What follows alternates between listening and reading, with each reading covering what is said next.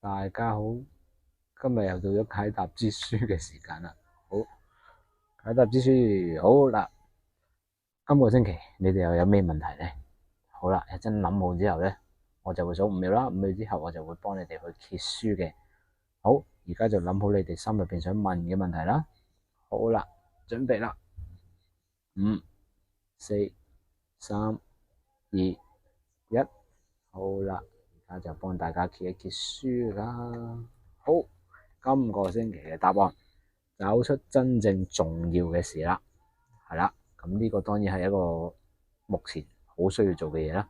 係啦，咁你揾翻真係最重要嗰樣嘢去出嚟做咗先啦。係啦，好啦，呢個就係解答之書，今個星期解答你問題嘅答案嚟嘅。